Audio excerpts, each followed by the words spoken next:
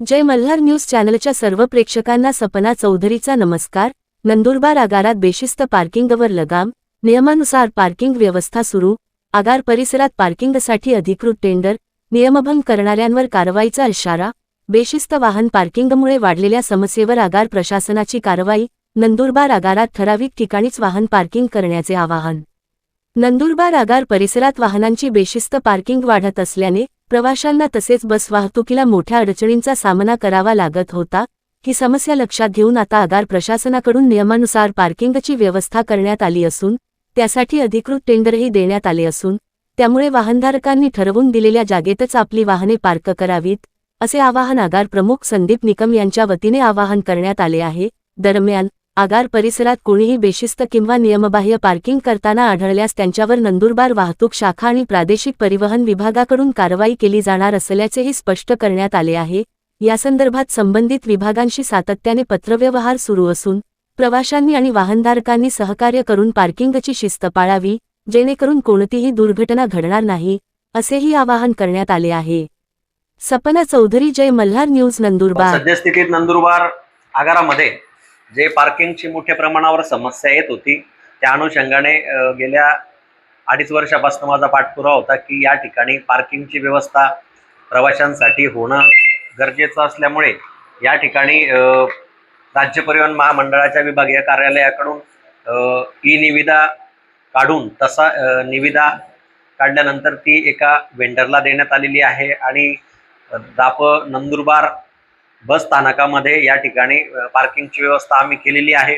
तरी तमाम प्रवाशांना या ठिकाणी आम्ही आग्रहाची विनंती करतो की बस स्थानकावर येताना आपली जी वाहने असतील ती पार्किंग एरियामध्ये पार्क करावी, जेणेकरून बस स्थानकामध्ये अवैध पार्किंग होऊन दुर्घटना घडणार नाही। तरी सर्वांना कळकळीचं आवाहन करण्यात येतं की बस स्थानकावर आपण जेव्हा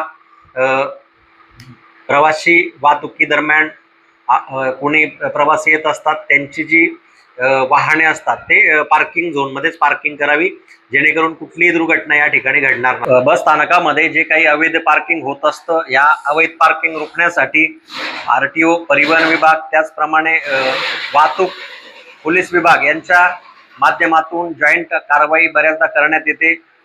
त्यांना राज्य परिवहन नंदुरबार आगाराच्या वतीने वेळोवेळी पत्रव्यवहार देखील केला जातो आणि त्याची दखल घेऊन परिवहन विभागातर्फे देखील आपण संयुक्तरित्या कारवाई करत असतो आणि मोठ्या प्रमाणावर अशा अवैध पार्किंग केलेल्या वाहनांवर दंडात्मक कारवाई देखील करण्यात आलेली आहे। त्याचप्रमाणे वाहतूक विभागाकडे वेळोवेळी पाठपुरावा करण्यात येतो आणि वाहतूक विभागातील पोलिसांच्या सहकार्याने देखील मोठ्या प्रमाणावर या ठिकाणी अवैध वाहनांवर कारवाई करण्यात येते। कारण या अवैध पार्किंग केलेल्या वाहनांमुळे बऱ्याचदा दैनंदिन वाहतुकीला चालनीय अडचणी निर्माण होत असतात, किंबहुना कधी कधी अपघातासारखे प्रसंग देखील ओढवत असतात। म्हणून बऱ्याचदा संयुक्त कारवाई मोठ्या प्रमाणावर केली जाते।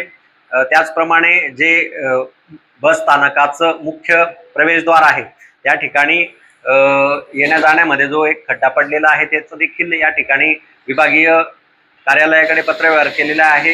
मागच्या वर्षी देखील या ठिकाणी ते काम केलं होतं, परंतु मोठ्या प्रमाणात पावसामुळे तिथलं ते कॉन्क्रीट निघून गेलेलं आहे। पुनश्च एकदा आम्ही ते प्रकरण प्रस्ताव पाठवलेला आहे आणि लवकरच ते पण पावसाळ्याच्या आधी ते काम आम्ही करून घेणार आहोत।